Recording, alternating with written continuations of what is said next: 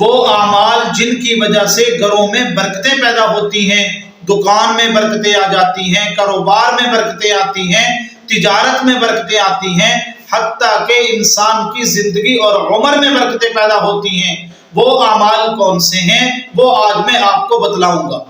Number 1، اپنے گھروں کے اندر نماز کا اہتمام کریں۔ مرد حضرات مسجدوں کے اندر جماعت کے ساتھ نماز کا اہتمام کریں، اور جو عورتیں ہیں، بالغ عورتیں ہیں، وہ اپنے گھروں کے اندر نماز کا اہتمام کریں۔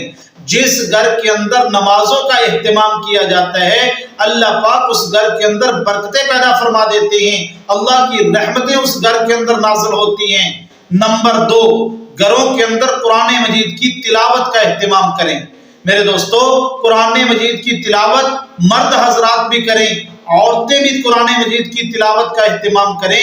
رمضان المبارک کا مہینہ آ رہا ہے، اس لیے قرآن مجید کی تلاوت زیادہ سے زیادہ کرنی چاہیے۔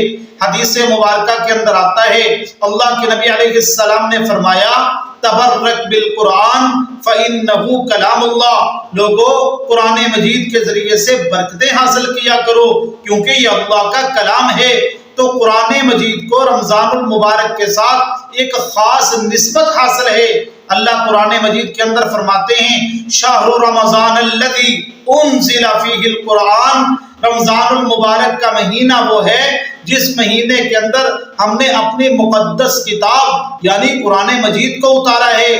تو قرآن اور رمضان کا ایک تعلق ہے، ایک نسبت ہے، اس لیے رمضان آ رہا ہے، عورتیں اپنے گھروں کے اندر قرآن مجید کی تلاوت کا اہتمام کریں، مرد حضرات جو ہیں وہ بھی قرآن مجید کی تلاوت کا اہتمام کریں۔ تو تیسرا عمل جس کی وجہ سے گھروں میں برکتیں آتی ہیں وہ ہے اللہ کا شکر ادا کرنا۔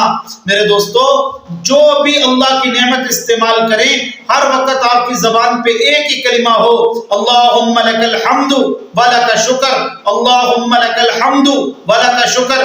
جو بھی نعمت کھا رہے ہیں، اللہ تیرا لاکھ لاکھ شکر ہے، یہ تو نے ہمیں نعمت دی ہے، اس تیری نعمت کو ہم استعمال کرتے ہیں اور اس پر تیرا شکر ادا کرتے ہیں۔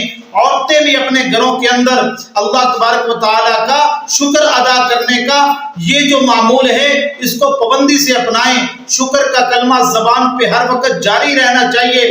آپ نے ایک واقعہ تو اکثر سنا ہوگا، حضرت ابراہیم علیہ السلام کے بیٹے حضرت اسماعیل علیہ السلام کی جب پہلی شادی ہوئی تو اپنی بہو کو ملنے کے لیے حضرت ابراہیم علیہ السلام آئے، دروازہ کھٹکھٹایا تو حضرت اسماعیل تو گھر میں نہیں تھے، تو بہو سے پوچھا، بتاؤ کیا حال ہے، گزر بسر کیسے ہو رہا ہے؟ اب یہ جو عورت تھی یہ کہنے لگی، جی بس گزارا ہو رہا ہے، نظام چل رہا ہے، بڑے مشکل حالات ہیں، اس طرح کے کلمات کہے۔ تو حضرت ابراہیم علیہ السلام نے کیا کہا تھا؟ فرمایا کہ میرا بیٹا آئے تو ان کو کہہ دینا کہ اپنی چوکھٹ تبدیل کر لے۔ مقصد یہ ہے، جو عورت اپنی زبان کے اوپر اللہ کا شکر نہیں لے کے آتی، گھر کے اندر شکر والے کلمات عورتیں ادا نہیں کرتی، اس گھر کے اندر بے برکتیاں آتی ہیں، اللہ کی رحمتیں ختم ہو جاتی ہیں۔ اور جو عورتیں زبان پر اللہ کا شکر لاتی ہیں، ان گھروں کے اندر اللہ کی رحمتیں اور برکتیں نازل ہوتی ہیں۔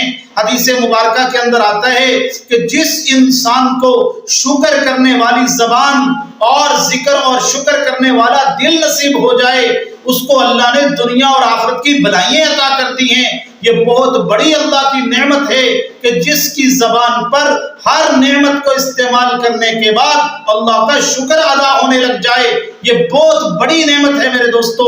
تو اس لیے اپنی زبانوں پر اللہ کا شکر لے کے آئیں، اس کی وجہ سے آپ کے گھروں میں برکتیں آئیں گی، رحمتیں نازل ہوں گی۔ اور اس کے بعد جو اگلا عمل ہے جس کی وجہ سے گھروں میں برکتیں آئیں گی، وہ میرے دوستو ہے سورہ یاسین کی تلاوت آپ فجر کی نماز کے بعد کریں، اور مغرب کی نماز کے بعد آپ سورۃ الواقعہ پڑھیں۔ سورۃ الواقعہ پڑھنے کی وجہ سے اللہ گھر سے تنگ دستی کو ختم کر دیتے ہیں، گھر کے اندر فراوانیاں پیدا فرما دیتے ہیں، گھر کے اندر برکتیں ہی برکتیں نازل ہو جاتی ہیں۔ تو یہ وہ اعمال ہیں جن کو اگر آپ اپنے گھروں کے اندر معمول بنا لیں، مرد حضرات بھی معمول بنا لیں، عورتیں بھی ان کو معمول بنا لیں، اس گھر کے اندر اللہ کی برکتیں اور رحمتیں نازل ہو جائیں گی۔ اللہ ہمیں عمل کرنے کی توفیق عطا فرمائے۔